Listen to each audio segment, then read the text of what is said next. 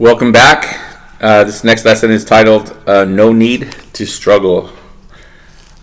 The way to fight the devil is not by rolling up your sleeves and preparing for a power struggle with him. It is not by hurling loud abuses at him or calling him horrible names. In a sinister way, he loves that. He wants people to take notice of him and constantly talk about the way he is tormenting them. Again, he wants people to take notice of him and constantly talk about the ways he is tormenting them. One famous American pastor who had been successful in the ministry of deliverance had the shock of his life. It came after one of his well-attended deliverance services when the Holy Spirit warned him about giving undue respect to the devil in his church. It was his practice to bind the powers of Satan at the start of Sunday worship and to cast them out of the auditorium. The Holy Spirit, however, told him that his church had become a favorite haunt of demons. All of places, the pastor reasoned, demons should be terrified of coming near our church. This is where we get them expelled from, people.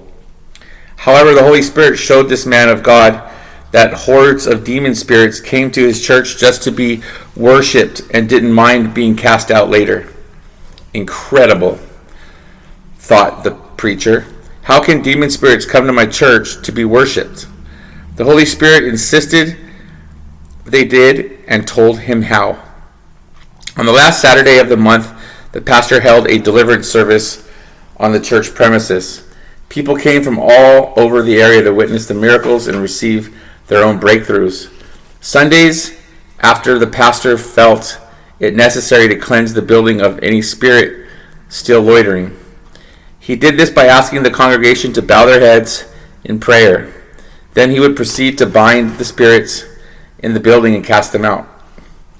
As far as the evil spirits were concerned, the members of the congregation were closing their eyes and bowing their heads to them. That's what they came back for. Reverence from the believers. Once they got what they came for, they did not mind what the pastor did to them. This pattern was repeated every first Sunday of the month. The pastor had learned a big lesson from this revelation.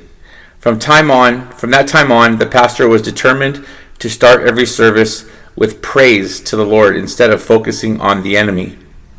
Whenever he wanted to deal with evil spirits, he would never ask his congregation to close their eyes or bow their heads. When you are dealing with the Lord, deal with the Lord. And when you are dealing with the devil, deal with the devil. But do not mix the two exercises.